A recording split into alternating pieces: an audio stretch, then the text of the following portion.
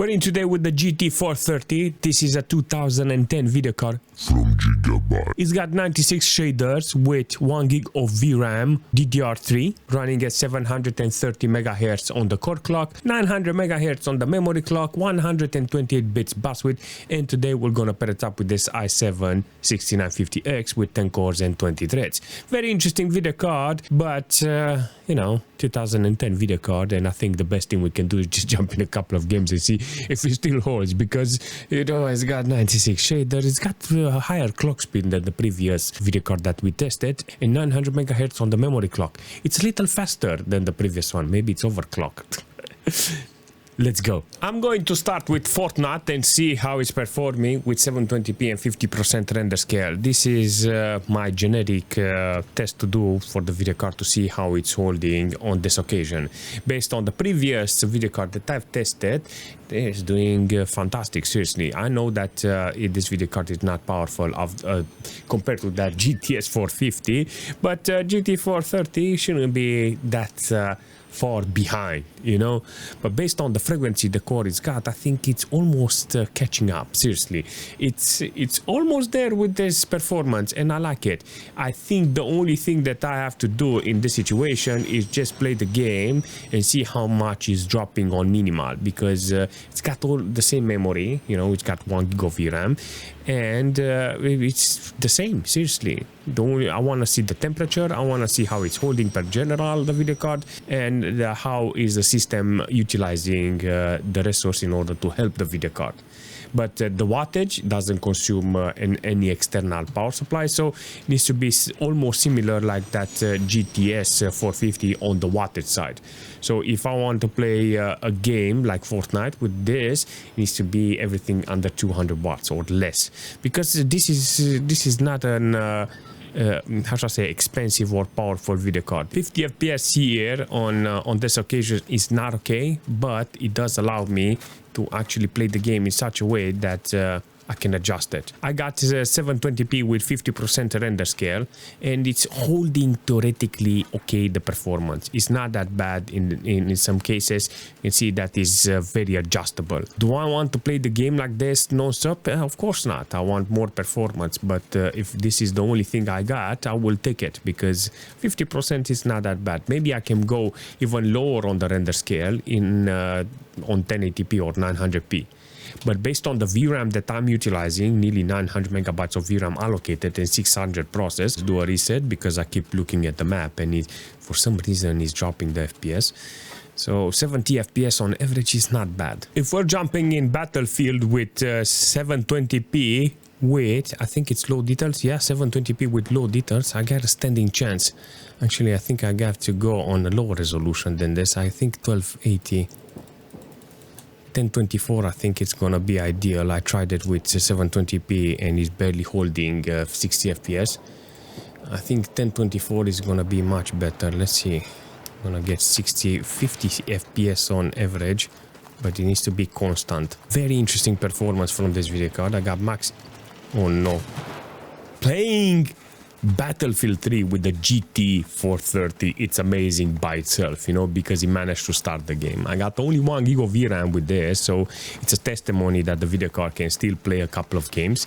But this is online. This is the whole shtick here, because if I want to play some better games, I have to put some older games with this video card, and it's going to run better. You know, I think in an older machine, it's going to do even wonders. But here you can actually see walking across the map, explosion, tanks, jumps left and right. Damn, this is actually an interesting thing to do here. Seriously, with this video card, to play online Battlefield 3. Not going to lie, it's very surprising it managed to hold even on the temperature side. This is gonna be very interesting in World of Tanks with this video card. I got 1080p with 60% render scale. If not, if it doesn't hold 60 FPS, I have to go back in the settings and see if I can go. You know what? I'm gonna put 1366, and I think it's gonna be totally different on the performance side. 79. That's it. Okay, so I got 100 FPS, and then we can put back 100% render scale. Let's see, 60 FPS. Okay, all right, let's see what we got here. If I zoom out from this, I got like 80 FPS on average. I got nearly 900 megabytes of VRAM allocated. This is a very good performance this video card is offering here. Only when I'm snapping it's kind of bad. But yeah, definitely in the right direction with this. 34 FPS, not very ideal. The game managed to utilize this video card properly in this case. The only thing I have to be careful is with that VRAM. On the temperature side I have no problem, so 62 degrees is not that bad with this. I think that's the only good side about this, is that the video card is running really really cool in this case. To be fair, I love this idea that video card is offering here. The video card managed to utilize everything that it has on the specs, everything that the video card has on the PCB in order to push this FPS. I mean, 80 FPS is good. Sometimes when you're sniping is dropping to 50 FPS, but that's usually the most bad thing about this. You get low FPS when you're zooming. But aside from that, you can see it's almost there. You can fiddle with the render scale in order to get the right FPS, but if you can pass over that and find your resolution, you can use a GT430 to actually play World of Tanks. This is a very good Call of Duty. It's working with this GT430. Let me show you what I have here. I got 720p with anti-aliasing on 4x. Oh my god, I've disabled everything here with texture and effects on maximum extra. And I got 90 FPS here with this. Not bad. It's actually very surprising that it's working like this. I want to go around the map and see if I can do a kill here. I got 700 megabytes of VRAM allocated with 500 megabytes processed. The video card itself is not utilized at maximum, but you manage to see it's got a lot of dips in the performance. What the... Sometimes it's maximum load, sometimes it's, look at this, 790 something % load. So I put it like that in order to get 90 FPS constantly, because that's the only thing that I want from a video card like this, to see if I can get fluent FPS. And this game apparently delivers that. So in a situation like this, I can say I got 90 FPS on average. That is a good number, but 40 on minimal. A nice temperature on the video card. I got between 58 and 60 degrees on this occasion. Sometimes it's dropping below 80%, and that's the moment the video card is performing really well, even on the thermal side.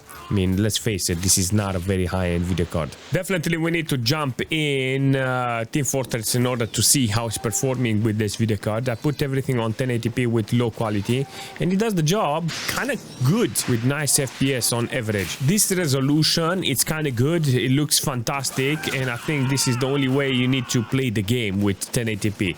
But apparently this video card is not that bad. It's actually holding okay. So I will call this a big W for this video card. Holy smoke, what are you doing here? Oh, the drop is big whenever there are flamethrowers. Well, it's hard. It's actually hard to actually maintain playable FPS here when there's a lot of people.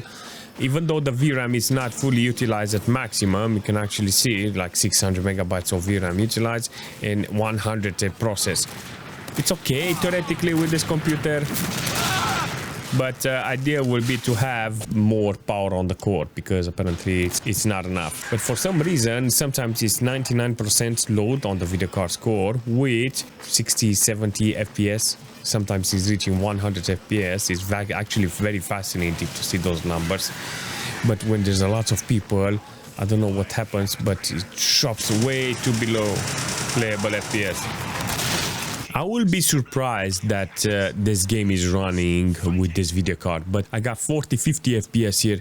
Look at this. No, it's very hard on this. In the menu here, render scale, I think I have to put it like 70% or something in the 70% range in order to see if I can put 60 FPS. It's very hard on this.